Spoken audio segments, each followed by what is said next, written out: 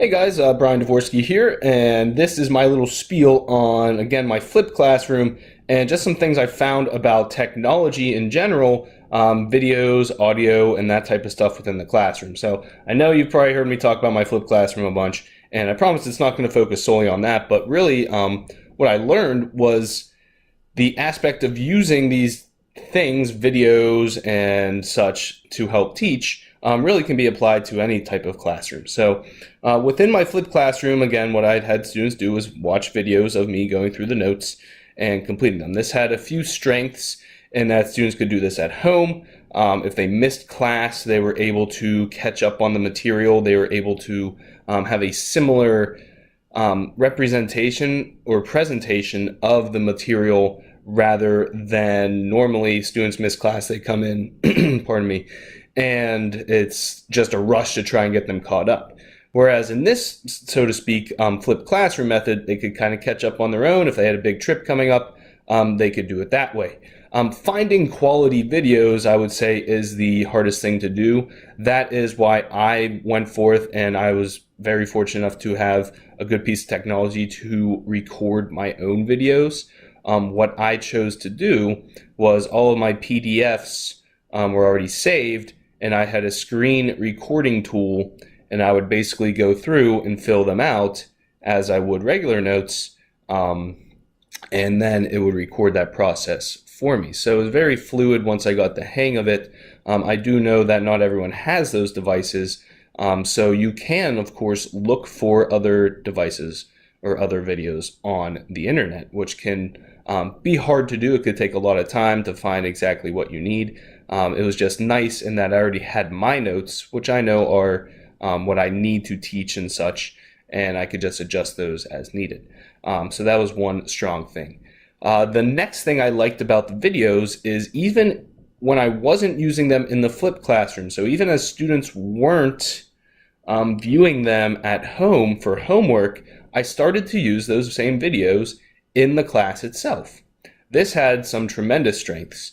One, students enjoyed the method. Two, they were able to go at their own pace. I know differentiation is a huge thing nowadays, and it just makes sense. So I would give the students a task to watch a 15-minute video or so, and I had students that would kind of skip ahead. Okay, that's okay as long as they were getting the methods down.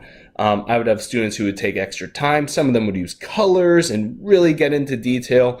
Others would just kind of take notes regularly. But it was fantastic. It was great to see all the different levels, and students were still asking questions and everything like that. We still did the kind of group work afterwards, after everyone finished. If it got to the point where it was just so long and that students really were just kind of messing around, I changed the method at that point. But it was nice because I was able to keep my eye on students. I was able to make sure that they were listening. The other thing students like to do is they would watch the videos but not listen to the audio. And I explained this to them. I was like, guys, that's like coming to class, putting your earmuffs on, and just watching me. So they will try and work away from or find workarounds for things. And that's just the nature of the beast.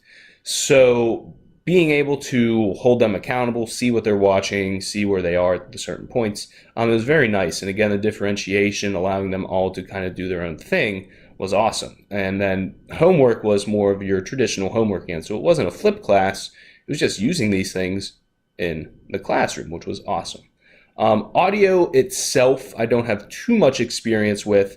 Again, the only thing is, I think the videos kind of really do help out a little more. At least for mathematics, it's a very very particular way to do things. However, I could really see, I got into listening to audiobooks recently. I could really see the strength for some history classes in audiobooks, and history English as well.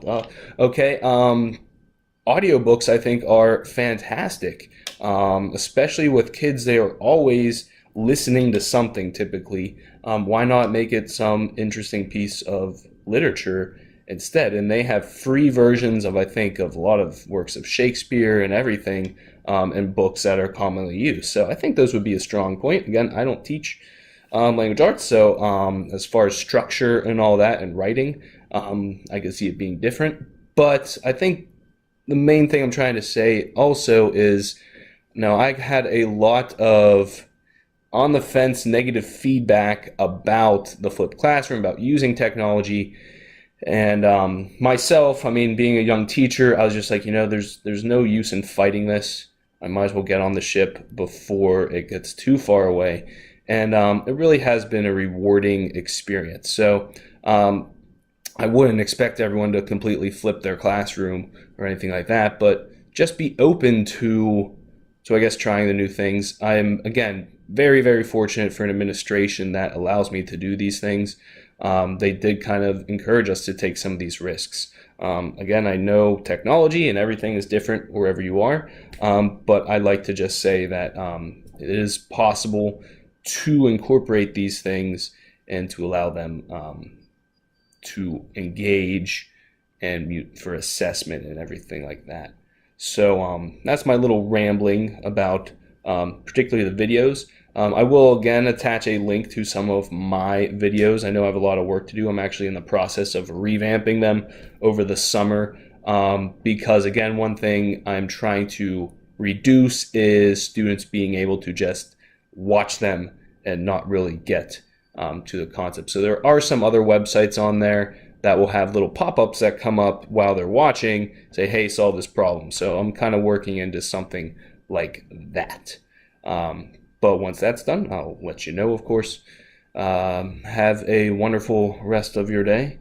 Thank you for watching my spiel. If you have any questions, Dvorsky Technology, and also, just post on there. So good stuff, guys. Peace out.